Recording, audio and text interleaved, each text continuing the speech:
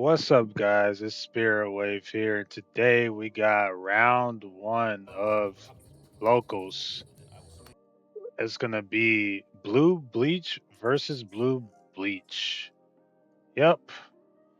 And our opponent won the dice roll, and we are going first. So we start off with the Ichigo draw one, trash one, with Rukia in the trash, and then he goes for a Kisuke search. And sorry, I missed what he searched. He searched Ichigo. So yeah, he Kisuke's, he searches Ichigo, and let's see what he discards. Our opponent discards. He discards Renji. Let me put it in full screen for y'all. All right. So we play Rukia Ichigo, we pass. Yep. So just setting up our energy, just trying to get right. He moves up, and that's something I do sometimes.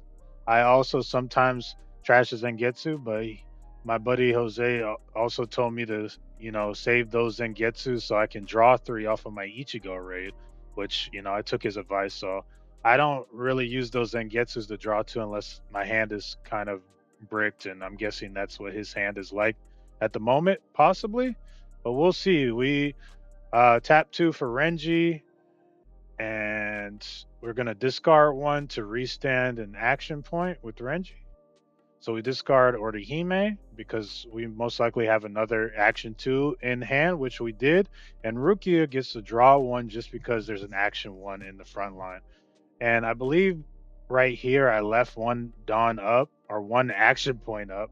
We're playing the Union Arena, and I just passed because in Union Arena you don't really want to overextend. Like overextending is the worst thing you can do in this game. And he trashes another Zangetsu, which is not like him. I mean, he probably plays a Juji show right here, but I don't know. It wasn't like him to just get the draw two, and he could have gotten a draw three, but he wants the double attack. And me personally, I feel like this is somewhat of a overextension, but he's trying to get a double attack so he can one apply pressure, and he wants to get more cards and resources in hand, which I can respect. We get the Ichigo raid out of life, and yeah, we blocked the second swing because we minused his Ichigo by 1500 when we raided. And that's another thing with this blue bleach. To keep tempo, you kind of always have to make sure, since you run so many raids or 8 raids, which is, somewhat of a lot, you want to make sure you always have your energy set up. So we play the Ichigo for two action points. We bounce the Zangetsu, and we draw one trash run with the Ichigo we just played. We give our Ichigo Juji show, and then we extend and we raid into Rukia to rest the Ichigo. And now we're swinging twice with Ichigo to refill our hand. He gets a Rukia out of life, and he's thinking if he wants to raid it, and he's just trying to alleviate some pressure here to rest one of my bodies so he doesn't take two more damage. But and I'm guessing he has another double energy in hand because most people wouldn't raid. Yeah, they would raid to get a body, but you never really want to mess up your energy in this deck. It's something I'm noticing. You always want to keep your energy online. As you can see, yes, I extended with my Bankai to fill my board, but I also am making sure that my energy is always at four and that my Ichigos and my Rukias are online in the back line. So just in case we have some raids in life, we can gain some tempo off of our raids because you gain so much tempo off of a Rukia freeze out of life and a Ichigo uh, effect out of life. It gains you so much tempo, and now we have less of a hand, less resources in hand. But look at the board state. We have a frozen Ichigo on our opponent's side, and now he used the Rukia to raid and get a body on the field, but he ends up blocking, which I didn't really understand. It's like you you sacrifice two energy in the back line to raid into Rukia. Why not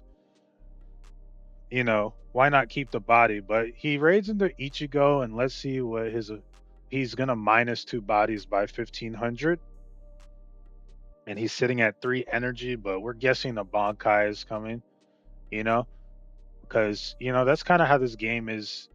I'm gonna stop saying but that's how this game is played. You want to not overextend and respond to your opponent's plays. He gives the Juju show. He goes into Bankai. He goes into an Ichigo and then he goes into a Rukia freeze of his own. And let's see what card he decides to freeze.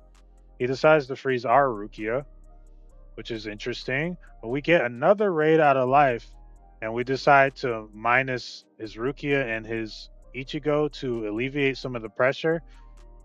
And now we've, you see what I'm saying? Just because we set up our energy, we have so much tempo now. We have 3 raids in the front, and I believe we decide to action point draw there, which we usually don't do in this deck.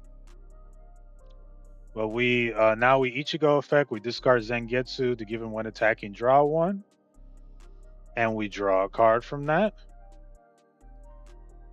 So now we're just sitting here thinking, seeing what our next play is, because the plays become a little weird when not when your board is filled. But we're just filtering. We're just trying to find answers, and we get another Rukia, and this was kind of a misplay. We freeze the Ichigo, and we forget that it won't stay frozen because we don't have an action 2 in the front line since we replaced the Renji. So we should have replaced the Ichigo, but I'm guessing that we didn't replace one of the Ichigos so that we could get the draw. But I don't believe both Ichigos had to draw a card on this. And he blocks again. He attempts to restand the Ichigo, but we still have that Rukia on field from earlier.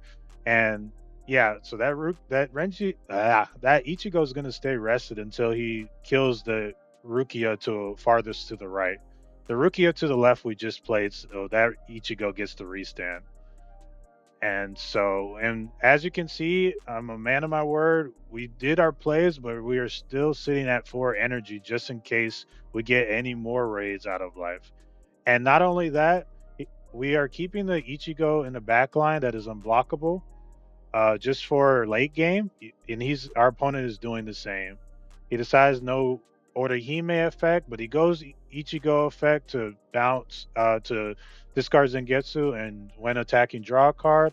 He swings 4K, swings 4K. We get nothing out of life, and he restands. He tries to restand the Ichigo again, but you got to be on top of your opponent sometimes because our Rukia is still very much so alive. So he discards Zengetsu to draw 2, and when attacking, draw a card. So essentially a draw 3, and we're just refilling our hand. We drew 2, and without using an action point. That's the crazy things you can do in this deck. So we tap 1, we're searching, we're looking for Zangetsu or Ichigo. We find Zangetsu, we have to discard 1 though. So we're thinking on discard, we discard another Rukia raid. And that tells you that we're cooking with something when we're discarding another Rukia raid. Because in theory, we could have frozen something again. In theory, but we're just setting up.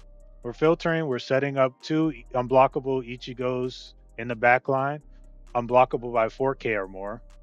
So he gets an active trigger when we swing 4. We swing 4 again, draw a card. He blocks. We swing 4 again. We swing 4 again, and he's deciding if he wants to take or not, because he got the 1 active trigger, so he blocked our attack before. So let's see if he decides to take or if he decides to block. And if he decides to block with his Rukia, that's good for us because our cards would get to restand. But he's probably going to block with the Ichigo um, to keep our. No, he just takes and he gets a draw card. So now we're sitting at 2 life. Our opponent's sitting at 1.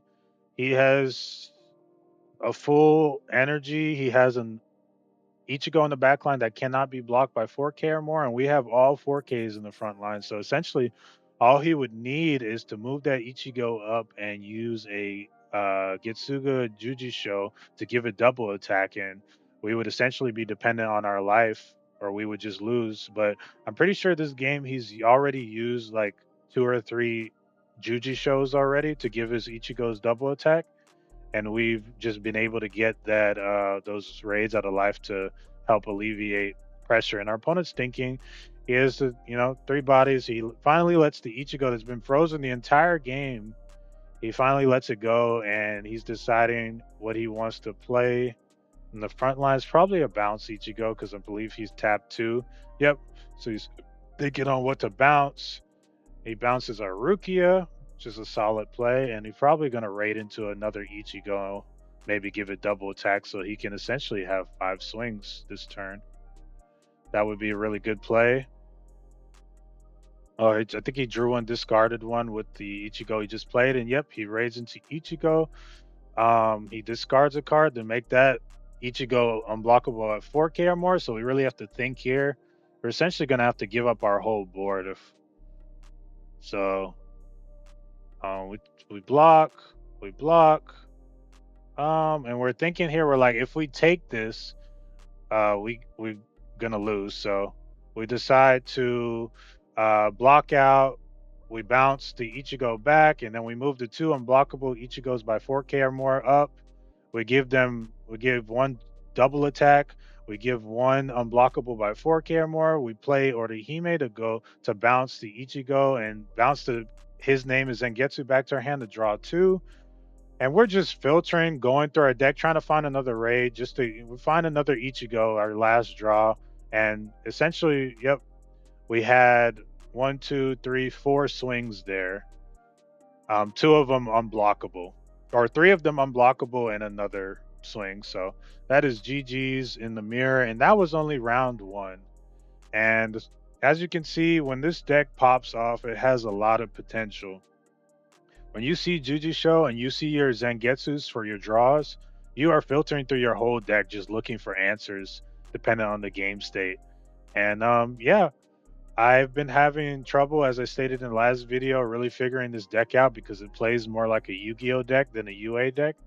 But when it pops off, it pops off. And we got some raids out of life that help alleviate a lot of pressure that our opponent was trying to put on us. But it was GG's all around. Appreciate my boy Jose. He's the best UA player that I know, and he's given me a bunch of tips on Blue Bleach. And I made a lot of changes and taken a lot of his advice, and I wouldn't have been able to beat him any other way. So appreciate you, Jose. GG's. And we are on to the next round. I'll see you guys in the next video. Peace.